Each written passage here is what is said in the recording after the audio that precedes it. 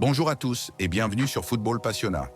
Aujourd'hui, nous avons une émission spéciale avec une actualité chargée concernant le FC Barcelone. Au programme, le tirage au sort de la Copa del Rey, un affrontement de haut niveau contre l'Atlético Madrid et bien sûr l'analyse des prochaines échéances cruciales du club. Nous évoquerons également l'avenir de Robert Lewandowski et les perspectives à long terme de l'équipe avec des joueurs tels qu'Alexander Isak et Benjamin Šeško. Avant de commencer, si ce n'est pas encore fait, pensez à vous abonner à la chaîne, à liker cette vidéo et à la partager avec vos amis passionnés de football. Votre soutien est essentiel pour continuer à vous proposer du contenu exclusif et détaillé sur le Barça. Sans plus attendre, plongeons dans l'actualité du jour. Le tirage au sort de la Copa del Rey, un défi de taille. Le FC Barcelone a découvert son adversaire pour les demi-finales de la Copa del Rey et le moins que l'on puisse dire, c'est que le défi sera immense. L'équipe de Hansi Flick affrontera l'Atlético Madrid, un adversaire redoutable et sans doute le tirage le plus difficile possible à ce stade de la compétition. Contrairement à une finale en match unique, cette confrontation se jouera en aller-retour, ce qui laisse une marge d'ajustement après la première rencontre.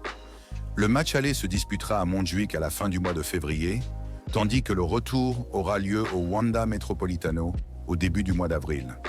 Cette double confrontation demandera une concentration et une rigueur extrême de la part des Blaugrana, car l'Atlético est connu pour son approche défensive disciplinée et sa capacité à surprendre même les meilleures équipes européennes. Faut-il préférer affronter l'Atlético en demi-finale ou en finale?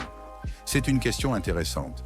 Un match unique en finale pourrait être plus dangereux, car l'Atlético est une équipe capable de créer des surprises, comme lors de notre affrontement en Liga juste avant Noël, où malgré notre domination, ils ont réussi à s'imposer 2-1.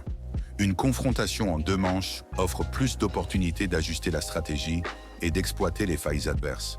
Pour maximiser les chances de succès, le Barça devra aborder ce match avec une intensité maximale dès le match aller, afin de ne pas laisser à l'Atlético un avantage à protéger lors du retour à domicile. Cette rencontre sera un test révélateur du véritable niveau du Barça cette saison. Manchester City, Real Madrid. Une rencontre qui nous concerne? Bien que le FC Barcelone ne soit pas impliqué dans les phases finales de la Ligue des Champions cette saison, le duel entre Manchester City et le Real Madrid a captivé l'attention des supporters blaugrana. Ce match a illustré une nouvelle fois la résilience du Real en Ligue des Champions, un trait qui nous rappelle à quel point il reste dangereux dans cette compétition. Manchester City a dominé de nombreuses phases du jeu, mais le Real Madrid, fidèle à sa réputation, a su renverser la situation en toute fin de match pour s'imposer à la 93e minute. Une performance typique des merengues qui soulève une question intéressante.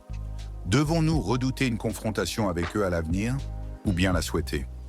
Certains supporters du Barça espéraient une élimination rapide du Real, mais d'un autre côté, il serait excitant d'avoir une chance de les affronter en Ligue des Champions et de prouver notre supériorité sur la scène européenne.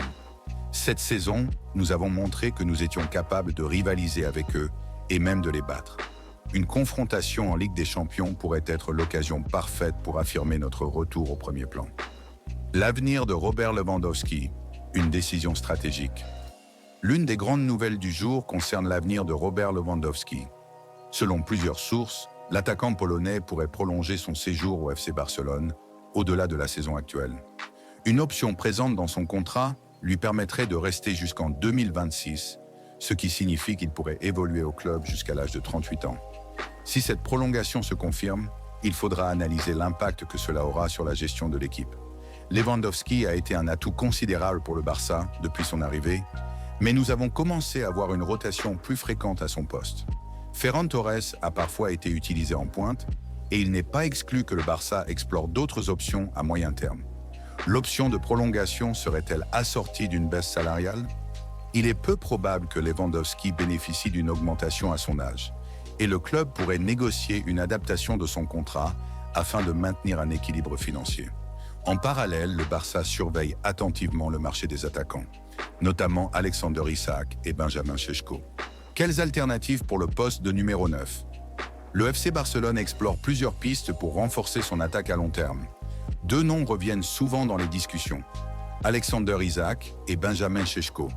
Benjamin Šeško, L'attaquant slovène de 21 ans évolue actuellement au RB Leipzig en Bundesliga. Mesurant 1,95 m, il possède un gabarit impressionnant et une finition clinique devant le but. Toutefois, son profil semble davantage adapté au football anglais et plusieurs clubs de Premier League, dont Manchester United, sont intéressés par ses services.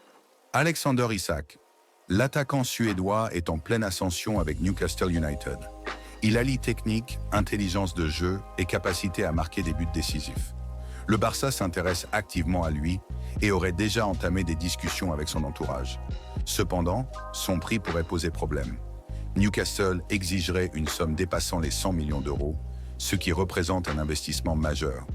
Un élément pourrait jouer en faveur du Barça.